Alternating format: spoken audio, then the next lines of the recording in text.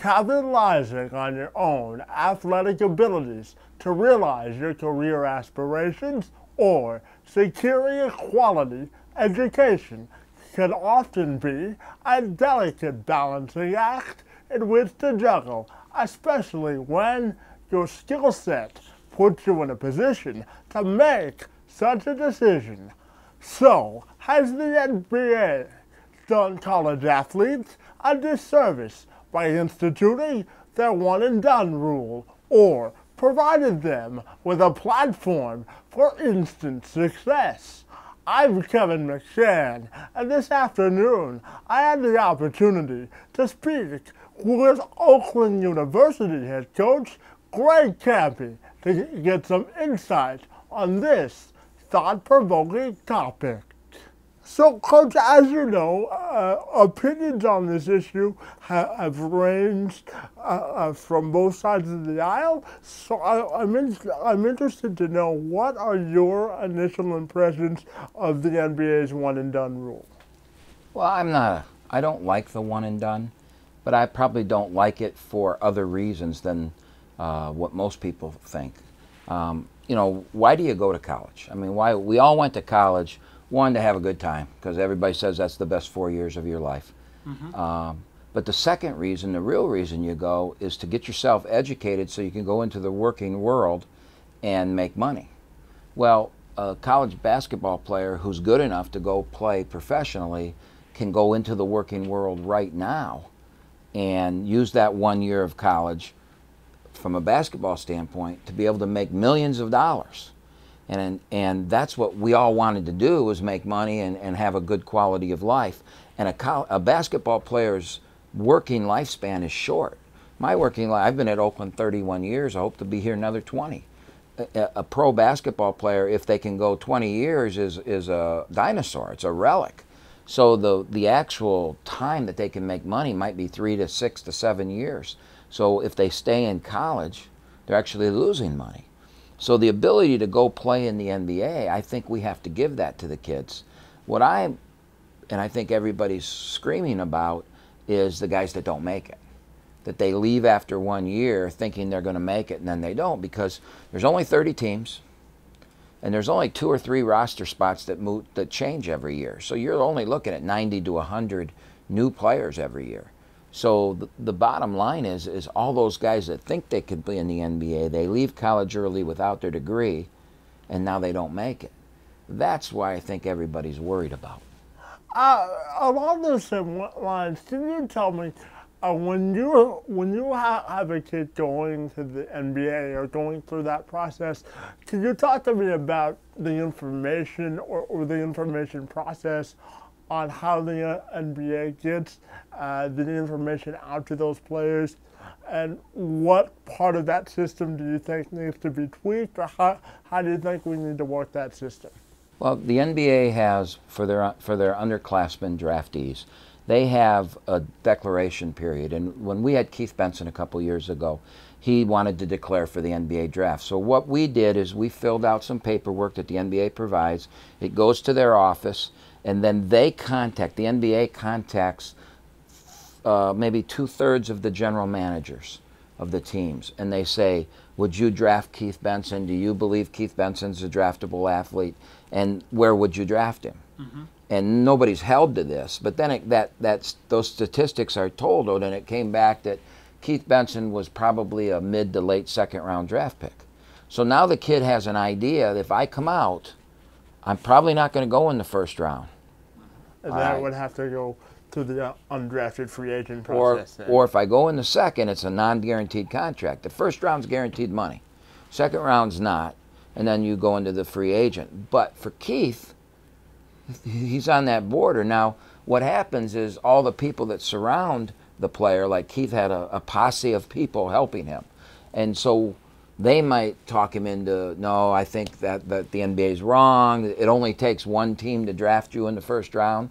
You know, if one program, one franchise said they would draft Keith in the first round, and he's drafted, then he's a first-round draft choice, and that's guaranteed money. So they have to weigh those things. There's no scientific way of doing it, and that's the issue. That's the problem. And in your position as a coach here at Oakland. Can you tell me your role in that process and what you try to do when you advise your players? Well, first of all, understand that most players have family that are pulling on them, and we're talking a lot of money. And a lot of money can change people's way of thoughts.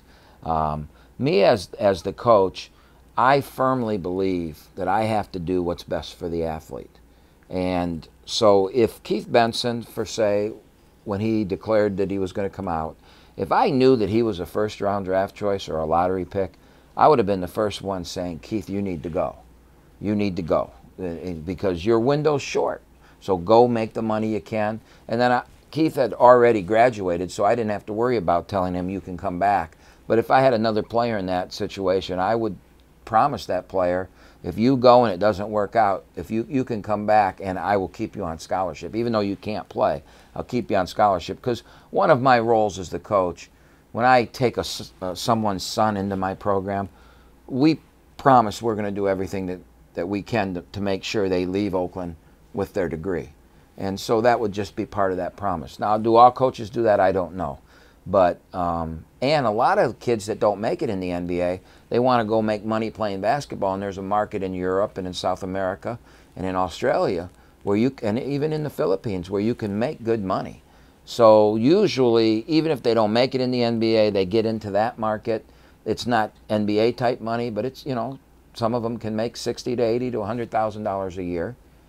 And then when they're done with their playing career, our promise is always there that we'll help you get your degree. And when you talk about recruiting, how does the one and done rule affect recruiting and your ability to build a program? That doesn't affect Oakland, the one and done. I mean, we've only had one player ever that was thinking of coming out early. But I think the one and done, college basketball as an entity is going to survive because college basketball is not about the players. College basketball is about the schools. It's about the loyalty to the college that we went to, our alums and things like that. Now, will the quality of the basketball be better if everybody stayed? Yes. But the games are still going to be exciting. They're still going to be good. People are going to come. And maybe the quality level would be higher if everybody stayed. But it's still exciting, good basketball. And the college basketball game is not going to get ruined because of the one and done. Kids' lives can be ruined because of the one and done. And that's way more important than the game. And when you talk about making a decision for student athletes, when you talk about their own family situation from a financial standpoint, can you just talk about how that may weigh into their decision? Well, I think if you look at it and you went right down the line of who have been the lottery picks in the last 10 years, there's probably very few of those kids that had financial stability in their families. And when you all of a sudden you're talking about, you know, a 3-year $10 million contract or a 2-year $6 million contract or whatever these contracts are, that's a lot of money. And that changes people's lives. And so sometimes when you're in a situation where lives are going to be changed, sound decisions aren't always made. But you're affecting that whole family. And that's just the game. That's just who plays the game. And, you know, so those decisions could supersede what's really best for me. Because hey, if I can get some guaranteed money, I'm coming. I'm going to take it. And I would tell them to do it. I mean, again, I go back to that statement. We go to college to learn a craft. We go to get educated so that we can step out into the world and we can survive. A young man who can go and make $18 million in 4 years when he's 19 years old. I'll tell you this, I've been in the business a long time and I've been in the working profession for 36 years and I haven't made $18 million. So if they're smart and they get, you know, good guidance, that $18 million could take them a long way. And in terms of the rule itself, do you think that kids should come out directly out of high school then in order to maximize their earning potential? I think that if we did what baseball did, we would have more success. And what I mean by success, that means fewer kids that leave and don't make it. And what baseball does is you can be drafted out of high school, and then you can negotiate a contract. If you don't like it, let's say I'm an 18-year-old pitcher and I get drafted and the Tigers want to give me $200,000. I'm not going to do that. I'm going to go to school. Now, if I go to school and turn that down, I have to stay in school for 3 years. And then there's a supplementary draft after my junior year, my third year from graduation. And I can go into then. And if I don't want to do that, I can get drafted again after the 4th year. So there's 3 times I could be drafted. And I think in the maturation of a baseball player and of an adult, I think that's really a good rule. There are a few, you know, LeBron James needed to be drafted out of high school. Okay? There are others that by the time they're a junior, Keith Benson's a perfect example. Out of high school, he averaged 3 points a game in high school. He shouldn't have been drafted. After his junior year, maybe he could have been drafted. After his senior year, he was drafted. So I think you catch all 3 stages. And then the biggest thing is if you stay, if we draft you after your junior year, you only have 1 year left to catch up when basketball's over.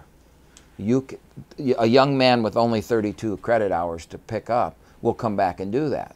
Where if he's drafted after 1 year and he's got 3 years of college left, statistics show he won't come back. Just wrapping up this discussion, could you just summarize for me where you think the future of college basketball is headed with the one-and-done rule, and whether you think it'll have a long sustaining power? I don't think college basketball is going to be affected by this as far as attendance, as far as teams. I think where you see maybe some quality of play, as I said earlier. So I don't see this as being a college basketball issue. This is a student-athlete issue. This is an issue for the student-athletes. Are we doing the right thing by the student-athlete by allowing this to happen? So there's so many kids come out. There's only 60 kids drafted, and there's more than 60 that come out. So it's more of a student-athlete welfare issue than I believe it is a college basketball issue. And just finally, Coach, could you tell me what you're most looking forward to for Oakland's upcoming season and the areas you're looking to build upon from last year? Well, for us this year, the thing that I'm excited about is we're kind of we lost a great player last year. And the year before that, we lost a great player.